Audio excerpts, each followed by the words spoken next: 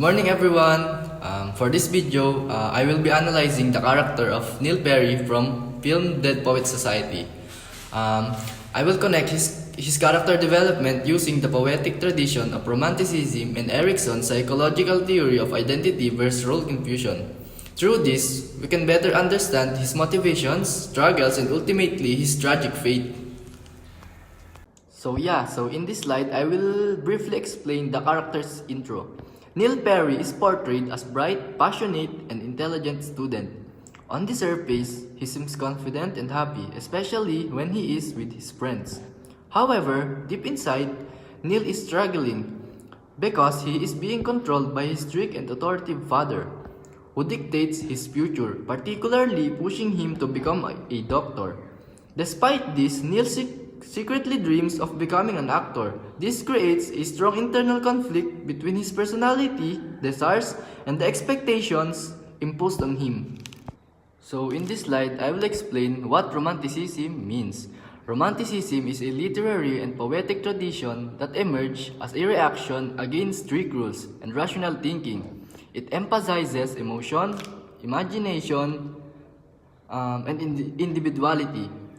Romantic writers believe that people should follow their inner feelings and personal truth rather than conforming to societal expectations. Concepts like freedom, self-expression, and passion are central to this tradition. I think in Neil's case, his love for acting reflects these romantic ideals.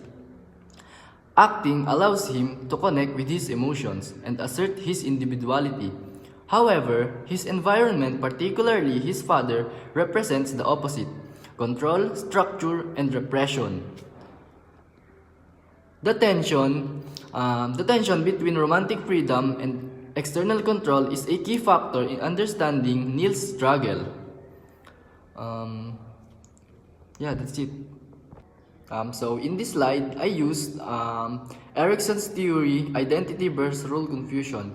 Because according to Erik Erikson, adolescence is marked by the stage of identity versus role confusion. During this stage, individuals explore different roles, beliefs, and goals in order to form a stable sense of self. Successful navigation of this stage leads to identity formation, while failure results in confusion and insecurity. In Neil's situation, he is not given the opportunity to explore his identity freely. Instead, his father imposes a fixed role on him, expecting him to follow a predetermined path.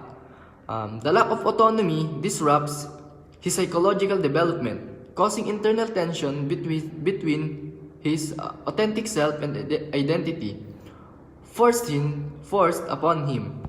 In this scene, where Neil performs in the play, he fully embodies confidence, joy, and emotional expression. His body language, voice, and presence all reflect a sense of liberation. This moment strongly represents Romanticism, as Neil prioritizes passion and self-expression over fear of restriction. He is for a brief moment living authentically. Psychologically, this scene shows Neil actively constructing his identity. Acting is not simply an interest, it is a core part of who he believes he is.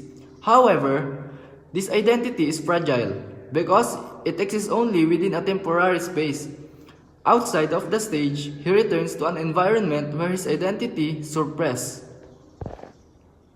So in contrast, the confrontation between Neil and his father reveals the severity of his internal conflict.